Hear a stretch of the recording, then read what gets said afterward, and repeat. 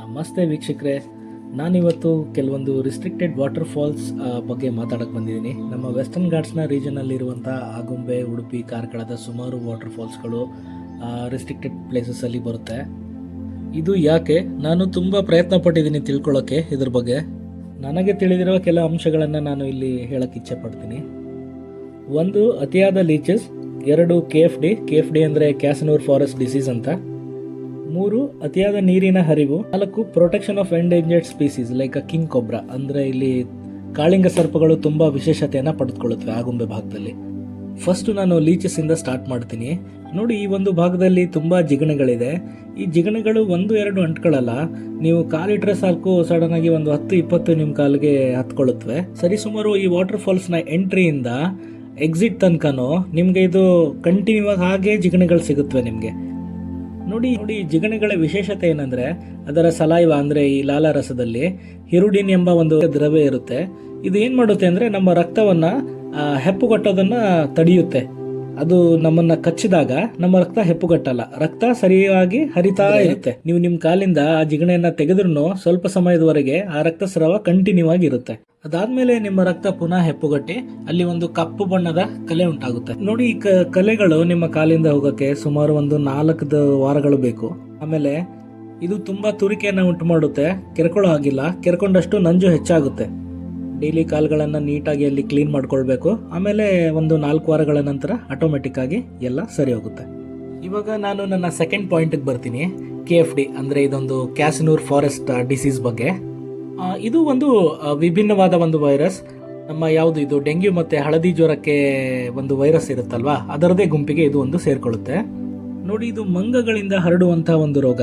ಇದು ಹೇಗೆ ಹರಡುತ್ತೆ ಅಂತ ಹೇಳಿದ್ರೆ, ಯಾವಾಗ ಮಂಗಗಳಿಗೆ ಈ ಒಂದು ಕಾಯಿಲೆ ಬಂದು ಅದು ಸಾಯುತ್ತವಲ್ಲ, ಈ ನಮ್ಮ ಆಗುಂಬೆ ಮತ್ತೆ ಈ ಅರಣ್ಯ ಭಾಗದಲ್ಲಿ ಇವು ತುಂಬಾ ಮಂಗಗಳು ಇರೋದ್ರಿಂದ ಯಾವಾಗ ಇಲ್ಲಿ ಮಂಗಗಳಿಗೆ ಆ ಕಾಯಿಲೆ ಬಂದು ಅದು ಸತ್ತೋಗುತ್ತೆ, ಈ ಸತ್ತ ಮಂಗಗಳ ಮೇಲೆ ಉಣ್ಣೆಗಳು ಬಂದು ಕುತ್ಕೊಳ್ಳೋಕೆ ಸ್ಟಾರ್ಟ್ ಆಗುತ್ತೆ.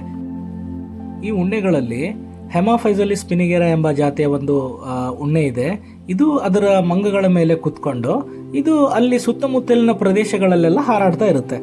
ಯಾವಾಗ ಆ ಒಂದು ಸೋಂಕಿತ ಒಂದು ಏರಿಯಾ ಹತ್ರ ಈ ಮನುಷ್ಯನ ಸಂಪರ್ಕ ಆದಾಗ ಆ ಉಣ್ಣೆ ಏನಾದರೂ ಬಂದು ನಮಗೆ ಕಚ್ಚಿದ್ರೆ ನಮಗೆ ಇಮಿಡಿಯೇಟ್ ಆಗಿ ಈ ಡಿಸೀಸ್ ಬರುತ್ತೆ. ಹಾಗಾದರೆ ಇದಕ್ಕೆ ಯಾವುದೇ ಲಸಿಕೆಯನ್ನು ಇನ್ನೂ ತನಕ ಕಂಡುಹಿಡ್ದಿಲ್ವಾ? ಇದು ಬಂದರೆ ಏನು ಮಾಡೋದು ಅಂದರೆ, ಇದು ನೋಡಿ, ಇನ್ನೂ ತನಕ ನಮ್ಮ ಹತ್ರ ಅವೈಲಬಲ್ ಇರುವ ಯಾವುದೇ ಒಂದು ಲಸಿಕೆಯಲ್ಲಿ ಅದೊಂದು ಅಷ್ಟೊಂದು ಪರಿಣಾಮಕಾರಿಯಾಗಿಲ್ಲ. ಅಂದರೆ ಅದನ್ನ ಲಸಿಕೆನ ನಾವು ಬಳಸಿದ ನಂತರ ನೀವು ಹುಷಾರಾಗ್ತಿರೋ ಅನ್ನೋ ಚಾನ್ಸಸ್ ಕಡಿಮೆ ಇದೆ. ನಮ್ಮ Indian council of medical research ಇದರಲ್ಲಿ ಇನ್ನೂ ತನ್ನ ಪ್ರಯೋಗನ ನಡೆಸ್ತಾ ಇದೆ. ಸುಮಾರು 2026 ವೇಳೆಗೆ ಇದು ಲಭ್ಯ ಆಗುವ ನಿರೀಕ್ಷೆ ಇದೆ ಅಂತ ತಿಳಿಸಿದ್ದಾರೆ. ಸೊ ನೋಡಿ, ಇದು ಎಷ್ಟು ಡೇಂಜರಸ್ ಅಂತ. ನನ್ನ 3ನೇ ಪಾಯಿಂಟ್, ಅತಿಯಾದ ನೀರಿನ ಹರಿವು.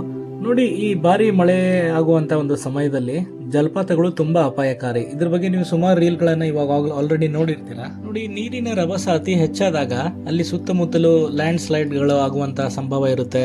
ಮತ್ತು ಆ ಜಲಪಾತದ ಸುತ್ತಲಿನ ಬಂಡೆಗಳು ಆಮೇಲೆ ಈ ಕಾಲುದಾರಗಳೆಲ್ಲ ಜಾರ್ತಾ ಇರುತ್ತವೆ. ಇದರಿಂದ ನಾವು ಮುಳುಗು ಹೋಗ್ಬೋದು. ಆಮೇಲೆ ಅಪಾಯ ಆಗುವಂತ ತುಂಬಾ ಸಂಭವ ಹೆಚ್ಚಾಗಿರುತ್ತೆ ಇಲ್ಲಿ. ಈ ದೂರದಿಂದ ನಿಂತು ನೋಡುವಂತ ಜಲಪಾತಗಳೇ ಬೇರೆ, ಆಮೇಲೆ ನಡೆದು ಅದರ ಪಕ್ಕದಲ್ಲಿ ಹೋಗಿ ನಿಂತು ನೋಡುವ ಜಲಪಾತಗಳೇ ಬೇರೆ. ನಮ್ಮ ಈ ಆಗುಂಬೆ ಭಾಗದಲ್ಲಿ ಸುಮಾರು ಜಲಪಾತಗಳು, ಅದನ್ನು ನೋಡೋಕೆ ನೀವು ಒಂಚೂರು ಟ್ರೆಕ್ ಮಾಡಬೇಕು, ಇಲ್ಲಾಂದರೆ ಒಂದು 3-4 ಕಿಲೋಮೀಟರ್ ಒಳಗಡೆ ನಡ್ಕೊಂಡು ಹೋಗಲೇಬೇಕು. ಆಮೇಲೆ ಈ ಜಲಪಾತಗಳ ಸಂಖ್ಯೆ ಹೆಚ್ಚಾಗಿರೋದ್ರಿಂದ ಎಲ್ಲ ಕಡೆ ಭದ್ರತೆಯನ್ನು ಒದಗಿಸೋಕ್ಕಾಗಲ್ಲ. ಹಾಗೂ ಇದರಲ್ಲಿರುವ ಒಂದು ಕೊನೆಯ point, protection of endangered species. ನೋಡಿ, ಈ ನಮ್ಮ ಆಗುಂಬೆನ ಹೌಸ್ ಆಫ್ ಕಿಂಗ್ ಕೊಬ್ರಾ ಅಂತಾನೆ ಕರೀತಾರೆ. IUCN, international union for conservation of nature. ಈ ಸಂಸ್ಥೆ ಈ ಕಿಂಗ್ ಕೊಬ್ರಾಗಳನ್ನು ವಲ್ನರೇಬಲ್ ಅಂದರೆ ಈ ದುರ್ಬಲ ಒಂದು ಪ್ರಭೇದಕ್ಕೆ ಕಿಂಗ್ ಕೊಬ್ರಾಗಳನ್ನು ಸೇರಿಸ್ಬಿಟ್ಟಿದ್ದಾರೆ. ಅಂದರೆ ಇದರ ಅರ್ಥ ಇವುಗಳು ಅಳಿವಿನಂಚಿನಲ್ಲಿವೆ. ಆಮೇಲೆ ಇಲ್ಲಿ ಆಗುಂಬೆಯಲ್ಲಿ ನೀವು ಸಿಂಗಳಿಕೆಗಳನ್ನು ನೋಡಿರ್ತೀರ. ಇದು ಒಂದು ಎಂಡೇಂಜರ್ಡ್ ಸ್ಪೀಸೀಸ್. ಇದು ಹೆಚ್ಚಾಗಿ ನಮಗೆ ನಮ್ಮ ವೆಸ್ಟರ್ನ್ ಘಾಟ್ಸಲ್ಲೇ ಸಿಕ್ಕೋದು. ಆಮೇಲೆ ಔಷಧೀಯ ಸಸ್ಯಗಳು. ನೋಡಿ, ಈ ಸಸ್ಯಗಳದ್ದು ಸುಮಾರು ಪ್ರಮುಖ ಪಾಲಿದೆ. ಈ ಮೆಡಿಕಲ್ ಪ್ಲಾಂಟ್ಸ್ ಕನ್ಸರ್ವೇಷನ್ ಏರಿಯಾ ಅಂತ ಇದನ್ನ ಒಂದು ರೆಡ್ ಲಿಸ್ಟಲ್ಲಿ ಹಾಕ್ಬಿಡ್ತಾರೆ. ಯಾವ್ಯಾವ ಈ ರೆಡ್ ಲಿಸ್ಟೆಡ್ ಏರಿಯಲ್ಲಿ ಇರುತ್ತೆ ಅವು ಹೆಚ್ಚಾಗಿ ನಮ್ಮ ಈ ವಾಟರ್ ಫಾಲ್ಸ್ ಹೋಗೋ ದಾರಿಯಲ್ಲಿ ಜಾಸ್ತಿ ಇದೆ.